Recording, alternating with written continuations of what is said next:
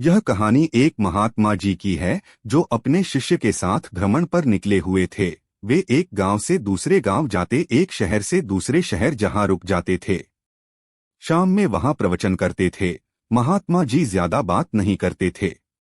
उन्हें शांत रहना पसंद था। उनका जो शिष्य था उसको दुनियादारी की बातों में बड़ा इंटरेस्ट था। दूसरे की जिंदगी में ताका झांकी करने में यकीन रखता था। लोगों से ज्यादा बात करना उसे पसंद था। महात्मा जी को ये सब पसंद नहीं था। वो ज्यादा किसी के जीवन में ताका झांकी करते नहीं थे। अपना काम से काम रखते थे। एक सुबह भ्रमण पर निकले हुए थे। वहीं उनकी यात्रा चल रही थी। एक नदी के किनारे से जा रहे थे तो उन्होंने देखा कि एक मछुआरा जो था वो मछली पकड़ रहा था। गुरुजी तो अपना चुपचाप निकल गए। शिष्य से रहा नहीं गया।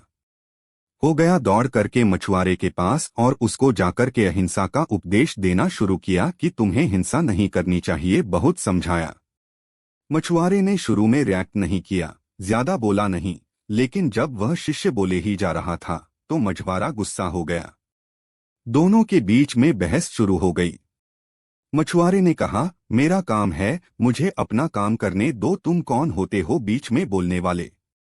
धीरे धीरे बहस बढ़ती गई और झगड़ा शुरू हो गया। महात्मा जी ने पीछे पलट करके देखा। उन्हें उनकी आदत मालूम थी।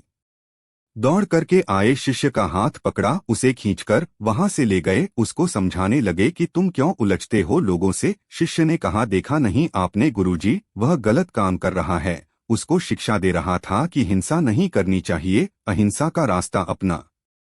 तो गुरुजी ने कहा, तुम उसे क्यों शिक्षा दे रहे हो। तो शिष्य ने कहा कि मुझे समझाना पड़ेगा, वरना उसे कोई दंड तो दे नहीं रहा है। यहाँ के महाराजा ने भी कोई प्रावधान नहीं रखा है। कैसे लोगों को दंड मिले। गुरुजी ने कहा, यहाँ कोई किसी को दंड नहीं देगा। तुम्हें दंड देने की जरूरत नहीं है। तुम्हें ज्यादा सोचने की जरूरत नहीं है। शिष्य ने कहा, उसे कौन दंड देगा। गुरुजी ने कहा, बस समय आने पर वह अपना फैसला सुना देता है। हमें झगड़ा करने की जरूरत नहीं है। शिशु चुप हो गया। गुरुजी ने समझाई थी बात, ज्यादा बोला नहीं। इस बात को 2 साल बीत गए। कमाल हुआ कि उसी रास्ते से वापस जा रहे थे। वही सुबह का समय था। नदी के किनारे दृश्य बदला हुआ था। अब वो शिष्य देखता है कि वहां एक सांप जो है अपनी जान बचाने के लिए तड़प रहा है और चींटियां उसे नोच करके खा रही है। शिष्य से यह भी देख करके रहा नहीं गया और दौड़ के गया सांप को बचाने के लिए। गुरुजी ने फिर से हाथ पकड़ लिया। बोले, जो हो रहा है होने दो। शिष्य ने कहा, गजब करते हो आप, कोई हिंसा कर रहा है, रोक रहा हूं तो मना कर रहे हो, किसी की जान बचा रहा हूं तो मना कर रहे हो। गुरुजी ने कहा, मैंने कहा था ना, वो अपना फैसला सुनाता है, उसे अपना फैसला सुनाने दो। तुम्हें याद है, आज से 2 साल पहले यहीं से हम निकले थे। यह जो सांप है मछुआरा था, मछलियां पकड़ रहा था। वो मछलियां चींटियां बन चुकी है।